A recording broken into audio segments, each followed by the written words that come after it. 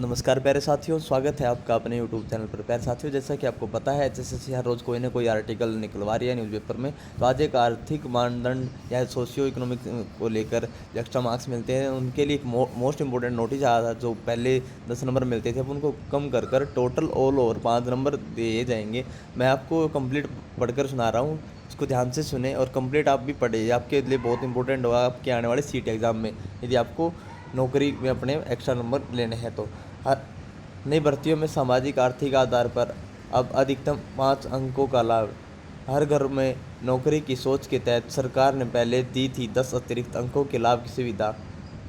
हरियाणा में होने वाली सरकारी भर्तियों में युवाओं को अब सामाजिक आर्थिक मानदंड तहत अधिकतम 5 अंकों का लाभ मिलेगा। पहले 10 अंकों का लाभ देने की व्यवस्था थी, लेकिन प्रदेश सरकार ने इस व्यवस्था को मेरिटोरियस विद्यार्थियों यह कहते हैं कि विरोध कर रहे थे कि अच्छे अंक लाने के बावजूद उनके लिए सरकारी नौकरी पाना मुश्किल हो रहा है। अंत्योदय की भावना से ओतप्रोत प्रदेश सरकार ने सामाजिक आर्थिक मानदंडों के तहत 10 अंकों का लाभ देने की सुविधा इसलिए प्रदान की थी ताकि ऐसे युवक युवतियां भी सरकारी नौकरी हासिल कर सकें जिनके परिवार में कोई सरकारी नौकरी नहीं है और जिनके सिर पर माता पिता का साया नहीं है। इस हरियाणा कर्मचारी चयन आयोग के चेयरमैन भोपाल सिंह खत्री ने स्पष्ट किया कि जिन युवाओं ने पहले निकल चुकी भर्तियों में आवेदन कर रखा है उन्हें सामाजिक आर्थिक मानदंड के तहत 10 अंकों का ही लाभ दिया जाएगा। 5 अंकों के लाभ की व्यवस्था नहीं निकलने वाली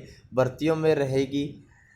प्रदेश सरकार ने सामाजिक आर्थिक मानदंड का एक नया दायरा बनाया हुआ है। अतिरिक्त अंकों की सुविधा तृतीय और चतुर्थ श्रेणी की नौकरियों के लिए है। नए नियमों के तहत सामाजिक आर्थिक दंड आधार पर मिलने वाले 5 अंकों का लाभ हासिल करने की श्रेणी में अब विवाहित भाई को परिवार से अलग कर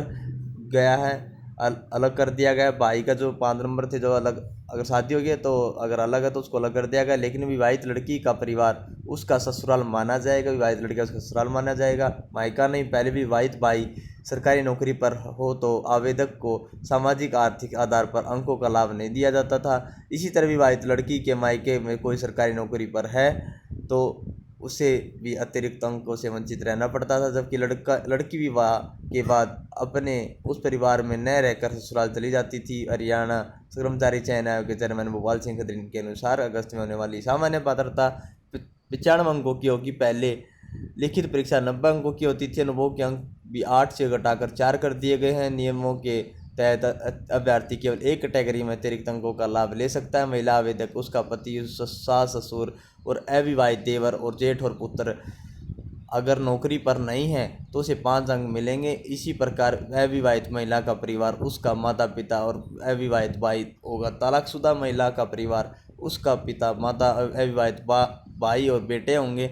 वही पुरुष उम्मीदवार के परिवार से अभिप्राय उसके माता पिता और अविवाहित भाई भी रहेगा। भोपाल सिंह खत्री के अनुसार संयुक्त पात्रता परीक्षा के लिए पाठ्यक्रमों को 2 भागों में बांटा गया है। इसमें सामान्य ज्ञान, विवेक बुद्धि, गणित विज्ञान, कंप्यूटर ज्ञान, अंग्रेजी, हिंदी तथा लागू संबंध विषयों के लिए 75%। हरियाणा के इतिहास, सामाजिक मामले, साहित्य, भूगोल, पर्यावरण व संस्कृति आदि से संबंधित 25% प्रश्न होंगे। तो प्यारे साथियों, ये हमारे जो चेयरमैन साहब भोपाल सिंह खत्री इन्होंने खुद बताया है कि किसको कितने अंक मिलेंगे, किसको नहीं मिलेंगे। मैंने आपको सब कुछ बता दिया है। आयोग में स्वयं सत्यापित दस्तावेज कराने होंगे जमा। हरियाणा एचएसएससी यानी हरियाणा कर्मचारी चयन आयोग के चेयरमैन भोपाल सिंह खत्री के अनुसार अगस्त में होने वाली संयुक्त पात्रता परीक्षा के लिए सामाजिक आर्थिक मानदंड से जुड़े स्वयं सत्यापित दस्तावेज स्वीकार किए जाएंगे। दस्तावेजों की वेरिफिकेशन के दौरान ही तहसीलदार, यानी अब तो आप सेल्फ डिक्लेरेशन करके जो नो जॉब वाला फॉर्म है खुद अपलोड कर सकते हैं, लेकिन जब आपका सिलेक्शन हो जाएगा डीवी के टाइम पर आपसे तहसीलदार से या राजपत्रित अधिकारी से सत्यापित कागज मांगे जाएंगे। उस टाइम पे आप तहसीलदार से अटेस्ट करवा के वो सबमिट करा सकते हैं, लेकिन अब सेल्फ अटेस्टेड चलेंगे। भोपाल सिंह खत्री जी ने खुद बताया, जो हमारे चेयरमैन साहब हैं। कार्यालयों में मारामारी मच जाएगी, इसलिए इन्होंने बताया कि यदि अब से पहले तहसीलदार को बता देंगे तो वहाँ पर भगदड़ मच जाएगी, तो इसलिए उन्होंने सेल्फ अटेस्टेड के निर्देश दिए हैं। तो प्यारे साथियों, ये एक आज की इम्पोर्टेंट न्यूज़ थी, तो उम्मीद करता हूँ आपके लिए बहुत ही लाभदायक होगी। और आपके आने वाली जितनी भी एग्ज़ाम की अपडेट है, किसी भी तरह की अपडेट है, डेली करंट अफेयर अपने इस यूट्यूब चैनल पर बने रहे। हर रोज़ सुबह पाते हैं करंट अफेयर। और यदि आपको वीडियो पसंद आती है तो इसको लाइक करें, और चैनल पर पहले बार आए तो इसको सब्सक्राइब कर। आज की इस वीडियो में इतना ही, धन्यवाद।